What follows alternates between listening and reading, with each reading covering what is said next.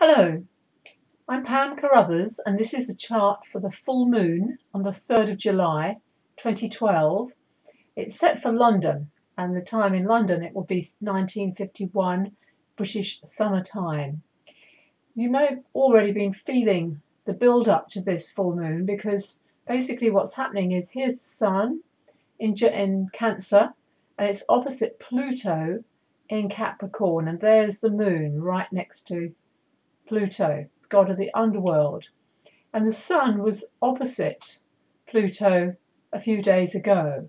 So this full moon is bringing to our attention the rumblings of stirrings of what's been going on in our lives, basically over the last week. Because also what is accentuated at this full moon is this well known in astrology circles, the square, the right angle of Uranus, planet of chaos. Here it is, right angle, red, strong red line, across to Pluto, the god of the underworld. Now these two were together in the middle of the 60s in the sign of Virgo. And people born, if you're born around that time, they're playing your song. You already know this about yourself.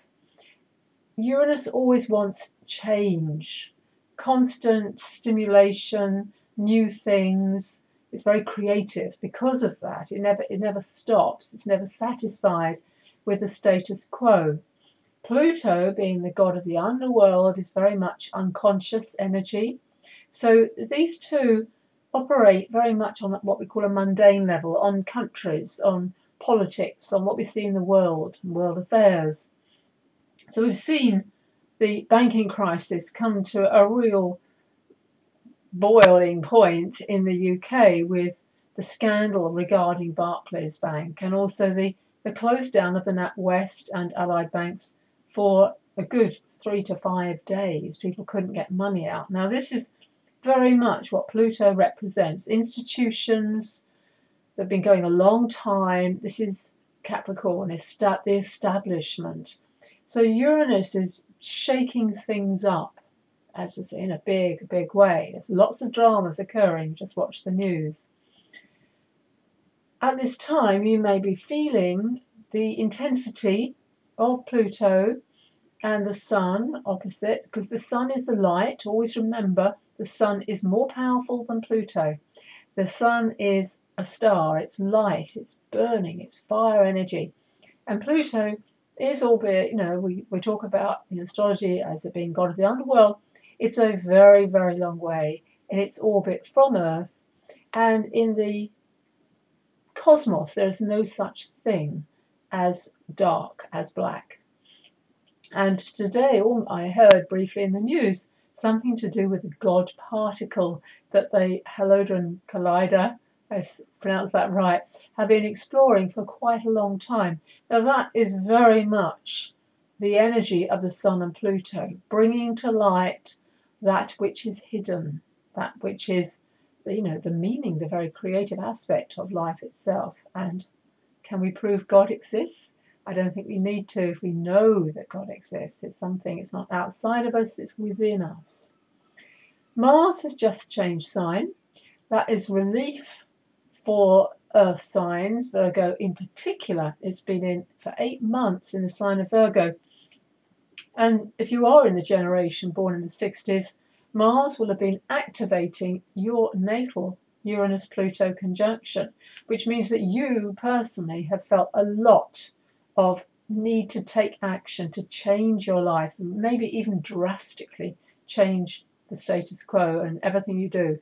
Now that can be very creative, very, very positive, but you can also throw the baby out with the bathwater.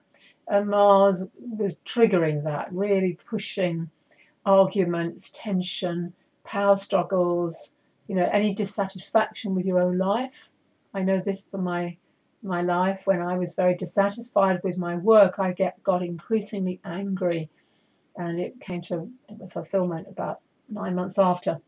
Anyhow, it is often that frustration with our own life that we see around us. We see other people getting angry with us or attacking us, and it is always us. Whatever we're thinking of is just being mirrored back. And know that that's what astrology is about. It's just a mirror. It's just a forecast. The planets aren't doing anything to us. They are merely reflecting back to us what is occurring. It's called synchronicity. So Mars now in Libra will spend 6 weeks, as opposed to the last 8 months it's spent in Virgo because it's retrograde. So it will be giving Librans a bit of a push. And that is maybe a good thing because Saturn has been in the sign of Libra for the last 2.5 years. It's completing its tour of duty, it's now moving forward. So by the end of the summer, Libra will be free of Saturn, and that will be a good thing for all Librans who are listening. So Mars is coming along after all this kind of doom and gloom and work ethic, which Saturn likes, discipline, structure, all those things. So Mars is like a breath of fresh air almost, saying, come on, let's do something now. And Libra is the sign of Venus. Mars is in Venus's sign. We think love, we think enjoyment and pleasure, getting out and about and socializing, which Librans love to do. Mercury, look at, here's our little friend Mercury, it's a very small planet. It's in Leo now, and it will be going retrograde this month, exactly on the 15th of the month. So it's spending a very long time, longer than usual, in the sign of Leo. So Mercury, when it's retrograde, is always asking us to go within, to review, to slow down. A friend of mine, Neil Spencer, talks about it. It's very fast. Life happens very fast. So now we get that opportunity to slow. And in Leo is creative. It's playful. It's the king of the jungle. It's the cat. So to enjoy what little summer we have in the UK. And of course, there's a lot of sporting activity that's about to start. Leo is also assigned to do with gambling, so you might want to flutter. And saying that, there is actually a very positive aspect forming between Jupiter, to do with expansion, good fortune, governs horses, by the way, if you like horses, gambling on horses. And it's forming a very good, you'll see that dotted line in blue, it's called a sextile with Uranus. Now that's extremely lucky, extremely fortunate, and that will be happening this month around about that new moon, which is occurring on the 19th.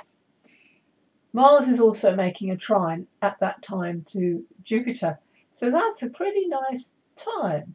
However, it's like the movie Jaws, there is a very big shark in the waters, a whale, and that is Mars. It's forming, as it moves fast now, comparatively to where it has been, it will be making, it will form an apex with this difficult energy of Pluto and Uranus. You see, if I draw a line up, it's going to go right through, so it reaches that apex, and that is again around the new moon that's happening on the 19th.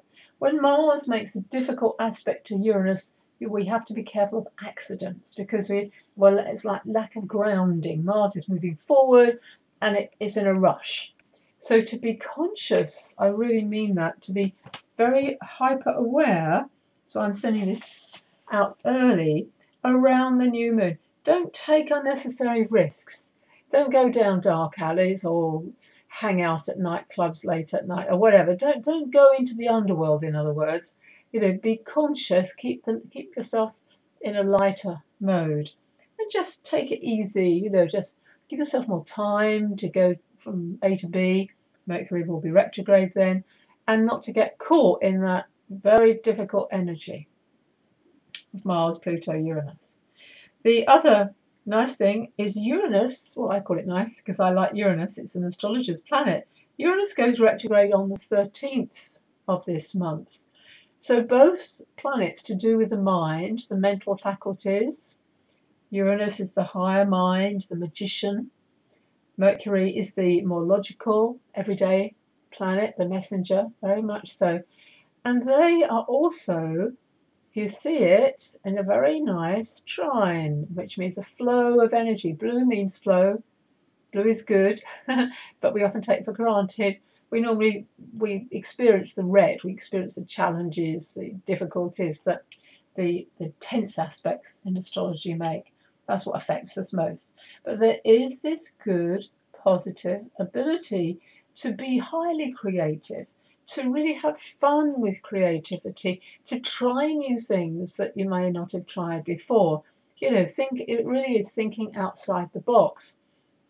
And because Mercury goes retrograde, that is going to occur 3 times, which is really good. So what I want you to do is to recognize the positive things. There is tough weather. This is not easy this time. It really isn't for everyone in the world. It's not an easy time. But to navigate it successfully, it's important to know the good opportunities and not to miss them. There's tough stuff here. I'm not saying it's light at all. Emotions will be very deeply brought out around you at this full moon. But to know that each month we have lessons to learn. We are the planet of stay after school planet and slow learners, as someone I know once said. So to recognize, okay, this is a tough one, but I guarantee you it is going to get easier by the end of the year. It's not a quick fix. Changes are important, but life will improve. But it's about going with this energy, and I always call it learn to dance on the moving carpet. You can't stay still. If you stay clinging to the carpet, the magic carpet, you will be tossed off and you will have a difficult fall. But definitely use the creative energy available this month. Do that through play. Do that through anything, writing, singing. It doesn't have to be difficult. Having fun with kids might do it. But to find your inner child, have fun, do things you did maybe as a kid, and just release that energy which wants to come through in as I said, in very creative way, very positive way. So that's all from me from now. I will be recording another webinar video soon. So keep in touch and sign up to my newsletter, healingstars.com. Thank you for listening. Pam Carruthers.